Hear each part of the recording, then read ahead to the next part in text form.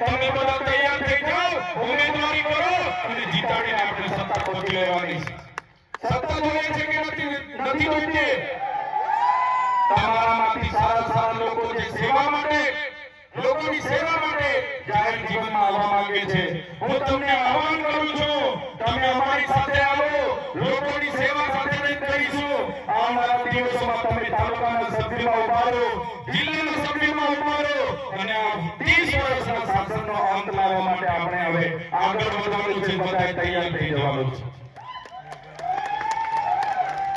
ત્યારે સાથીઓ, આગળ યુવરાજસિંહભાઈએ કીધું, યુવરાજસિંહભાઈ કહેતા હતા કે એમનું મંત્રીમંડળ બદલ્યું. આપણા છોટાઉદેપુર જિલ્લામાં, નર્મદા જિલ્લામાં એક પણ મંત્રી નથી બનાવ્યો. ત્યારે મેં યુવરાજસિંહભાઈને કહેવા માંગુ છું, કોઈ ભેંસ દૂધ ના આપે તેના ખીલા બદલવાના રહેતા નથી.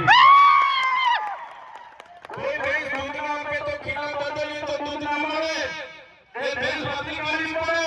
ત્યારે આપણે સાથીઓ યુવરાજભાઈની સામે આપણે બધાએ સંકલ્પ કરવાનો છે. મંત્રી તંત્રી બદલવાથી અમારો કોઈ ઉદ્ધાર થવાનો નથી. 2027 માં અમે સરકાર બદલી દેવાના છે. ત્યારે સાથીઓ અરવિંદ કેજરીવાલજી, ભગવત માનજી, પંજાબમાં ખેડૂતોને જ્યારે આવું માવઠું આવ્યું, પૂર આવ્યું, એક ખેડૂતને 50,000 રૂપિયા સર્વે વગર આપી દીધા. જેમનું ઘરને નુકસાન થયું એવા તમામ ઘરના માલિકોને 1,20,000 ખાતામાં નાખી આપી દીધા. જે લોકો ભાગ્ય ખેતી કરતા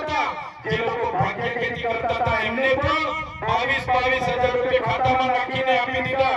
જે લોકો મજૂરી કરતા હતા એ મજૂરી લોકોને પણ 3 મહિનાની મજૂરી ખાતામાં નાખી આપી દીધી. ત્યારે એ પ્રકારની નીતિ અહીંયા ગુજરાતમાં કરવાની જગ્યાએ ભાજપની સરકાર આપણને સર્વેના બહાને, ફોર્મ ભરવાના બહાને એમનું બજેટ, ખેતીવાડીનું બજેટ એમના પ્રોગ્રામોમાં વાપરે છે.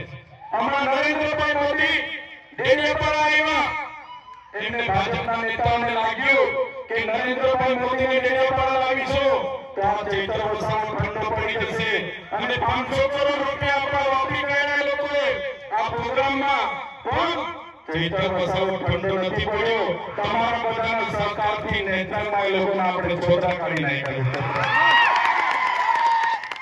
જે નેતૃત્વમાં કાર્યક્રમ થયો, ભાજપના સાંસદો, ભાજપના ધારાસભ્યો, એ બધાની હાલત એવી થઈ છે કે રાતે ઉઠીને બી મારું નામ લઈને 2 ગ્લાસ પાણી પીને ઊભું પડે છે.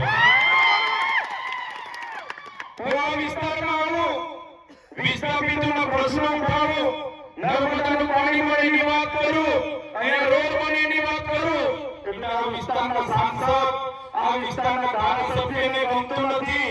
એમને એવું લાગે છે આ ચૈતર વસાવો આવશે ને, એ લોકો તે દિવસે એવી વાતો કરતા હતા, આ ચૈતર વસાવાને અટકાવવો પડશે, નહીં તો આપણા બધા ગરબા ઘરે જતા રહેશે એવું એ લોકોને લાગે છે. આવતી 27 એમના ગરબા આપણે ઘરે મોકલી દેવાના છે. મોકલી દઈએ ને? બહુ બધો આપ્યા છે, બહુ તક આપી છે. અમારી સરકાર કરીને આ લોકોએ આપણું બહુ રાજ કર્યું છે. આજે નર્મદા વિસ્થાપિતોની આગેવાની લોકોએ લીધી હતી, હવે આ લોકોને પૂછતા પણ નથી. રાજનીતિમાં આવી ગયા પછી કોઈ જવાબ નથી આપતા. આજે ખેડૂતો સાથે અન્યાય થાય, એક ધારાસભ્ય કોઈનો ફોન ના ઉઠાવે, આ વિસ્તારમાં આટલી બધી નુકસાની થાય, નસવાડી અને કમોટના 28 ગામોને આજે વિસ્થાપિત કરવાના, હાઇડ્રો પ્રોજેક્ટના નામે એક પણ જણ બોલવા તૈયાર નથી. ત્યારે આવા રબર જે ઊંચી આંગળી કરવાવાળા, આવા સર્કસના લોકોને હવે ચૂંટી લાવવાના થતા નથી. ત્યારે મારા વડીલો, મારા યુવાનો, મારા સાથીઓ, જે પ્રકારના અમે કામ કરીએ છીએ એના લીધે અમને એમની પોલીસ હેરાન કરે. આજે અમારા સીકે પટેલે આ સભા કરવા માટેની પરવાનગી માંગી. એમણે કીધું તો 3 જગ્યાએ પરવાનગી કેન્સલ કરાવી. આ લોકો 3 જગ્યાએ કેન્સલ કરાવી. એમને એવું હતું કે કેન્સલ કરાવીશું એટલે ચૈતરભાઈ નહીં આવશે, એમને એવું હતું કે પરવાનગી નહીં આપી એટલે નહીં આવશે. ભાઈ, અમે ચૈતર વસાવા છે, ચૈતર વસાવા ઝૂંટવાવાળા નથી, લડવાવાળા લોકો છે. ત્યારે આજે સીકેભાઈ પટેલ એમની ટીમ રંજનભાઈએ બતાવી દીધું કે અમને તમારી બંદોબસ્તની જરૂર નથી, અમને તમારી પરવાનગી